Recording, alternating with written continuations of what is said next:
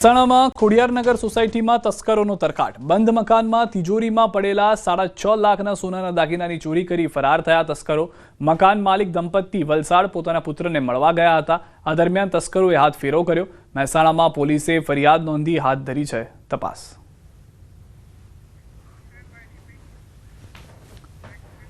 સાયલા તાલુકામાં સુરક્ષા વ્યવસ્થાને વધુ મજબૂત બનાવવા માટે સુરેન્દ્રનગર જિલ્લા પોલીસ વડા પ્રેમસુખ ડેલુ તથા લીંબડી ડિવિઝન પોલીસની ટીમ દ્વારા વિશાળ કોમ્બિંગ ઓપરેશન હાથ ધરાયો।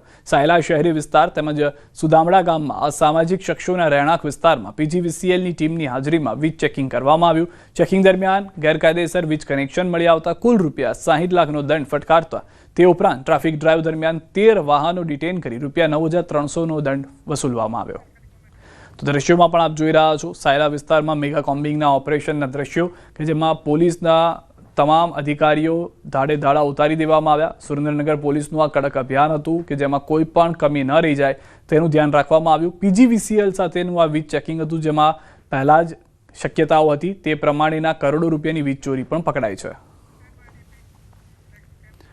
હાલમાં દેશમાં ચાલતી પ્રવર્તમાન સ્થિતિને ધ્યાને લઈ પોલીસ સતર્ક બની। ઓએનજીસી ખાતે પોલીસ કમિશનર દ્વારા યોજાઈ મહત્વપૂર્ણ બેઠક। ઓએનજીસી કંપનીની સુરક્ષા રિવ્યુ સંબંધી કામગીરી અંગે સમીક્ષા કરાઈ। બેઠકમાં પોલીસ કમિશનર, ઓએનજીસીના ઉચ્ચ અધિકારીઓ અને સિક્યુરિટી જવાનો રહ્યા હાજર। ઓએનજીસીના એકમ પ્લાન્ટની તપાસ કરી સુરક્ષા બંદોબસ્ત અંગે જરૂરી સૂચના આપી।